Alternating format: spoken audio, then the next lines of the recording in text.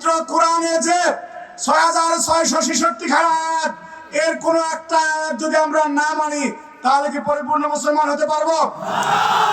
সূরা বাকারার ২০৮ নম্বর আয়াতে বলেছে, হে মুমিনগণ, তোমরা পরিপূর্ণভাবে ইসলামে প্রবেশ করো।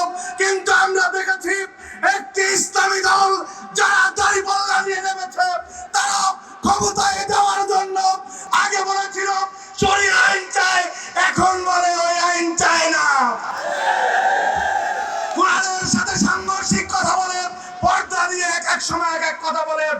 আজকে বাংলাদেশে ইসলামের জন্য যারা ২০১৩ সালের ৫ই মে রক্ত দিয়েছে, হেফাজতে ইসলামের আমির আল্লামা শাহ মোহাম্মদ মহিবুল্লাহ বাবনগরী বলেছেন, জামাতের সাথে ইসলামের কোনো সম্পর্ক নাই। সুতরাং জামাতের ইসলাম মদিনা ইসলাম না, এই ইসলাম মওদুদি ইসলাম। এই ইসলামের সাথে মুসলমানের কোনো সম্পর্ক নেই। এই হলো বক্তব্য। সুতরাং ১২ তারিখের মার্কা ধানের শীষ মার্কা। আরেকটা কথা বলে বক্তব্য শেষ করছি। নুরুল ইসলাম মনি ভাই, নুরুল ইসলাম মনি ভাই এমপি হবে ইনশাআল্লাহ, কিন্তু একটা বক্তব্য আছে, মনি ভাইকে যদি বড় ব্যবধানে আমরা জিতিয়ে না দিতে পারি, বড় মন্ত্রী কিন্তু পাবো না।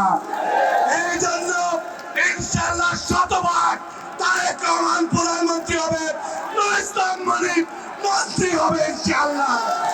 সুতরাং ১২ তারিখে বিপুল ভোটের ব্যবধানে আমরা কোন অনেকে টাকা নিয়ে যাবে, মা বোনদেরকে ভুল বুঝাবে, আপনারা বলবেন না, নুরুল ইসলাম মনি যদি হয় সে মন্ত্রী হবে এবং এই জনপদের উন্নয়ন হবে।